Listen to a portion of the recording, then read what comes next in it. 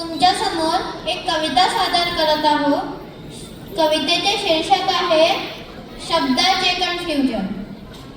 माझ्या मराठीचा नाही नेम भल्या भल्यांचा करते गेम. माझ्या मराठीचा नाही नेम भल्या भल्यांचा करते गेम. शब्द एक अर्थ दोन सांगा आता कन्फ्यूज कोण. शब्द एक अर्थ दोन सांगा आता कन्फ्यूज कोण. बाबा म्हणतात झाड तेव्हा, बाबा म्हणतात झाड तेव्हा दिसतात पाने फुले. बाबा म्हणतात झाड तेव्हा दिसतात पाने फुले. आई म्हणते झाड तेव्हा घर झाडतात फुले. आई म्हणते झाड तेव्हा घर झाडतात फुले. निवडून येतो नेता जेव्हा मोठा हार घाली. निवडून येतो नेता जेव्हा मोठा हार घाली. हारलेल्या दुसऱ्याची मात्र असते मान खाली. हारलेल्या दुसऱ्याची मात्र असते मान खाली. सोशल मीडिया हिट झालो वाढतो आपला मान. सोशल मीडिया हिट झालो वाढतो आपला मान.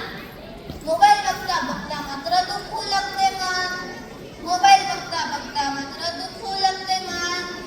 भारत शोधात निघाला कलंगच घेऊन आपली नाव. भारत शोधात निघाला कलंगच घेऊन आपली नाव. नाव माहित नव्हते त्याने शोधले जे गाव. नाव माहित नव्हते त्याने शोधले जे गाव. खूप वाचन कराल तर अठकैन आपोआप. खूप वाचन कराल तर अठकैन आपोआप. देणार नाही शब्द मग तुमच्या डोक्याला ताप. देणार नाही शब्द मग तुमच्या डोक्याला ताप. मराठी आपली माय बोली तिचे फेडू पांग. मराठी आपली माय बोली तिचे फेडू पांग. झाली मराठी अभिजात ज्याला त्याला सांग. झाली मराठी अभिजात ज्याला त्याला सांग. थँक्यू. वा वा, सुंदर कविता. या वल्लभच्या कवितेमध्ये मोबाईल पाहून मुलांची मान कशी दुखती आहे हे आत्ताच आपण पाहिलं. आणि या मराठीचे पान कसे फोडायचे हे सुद्धा त्यांनी सांगितलं.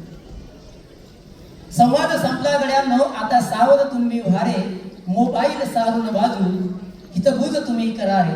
मोबाईल विश्वमोहिनी सारेच तुम्हा हवे रे. माणसाने माणसापाशी जरा आपुलकीने या. या मोबाईलमुळे मुलांचं काय सुरू आहे. मुलं काय त्यांच्यापेक्षा आई आणि बाप तर जास्तच लागलेले आहेत त्या कामामध्ये. मुलांकडे सुद्धा लक्ष नाही. अभ्यास कसा घ्यायचा केव्हा घ्यायचा हे सुद्धा विसरलेले आहेत. स्वयंपाक करताना सुद्धा आई त्या गॅसच्या बाजूला मोबाईल ठेवून केव्हा भडकावी हे सांगता येत नाही. असं यानंतर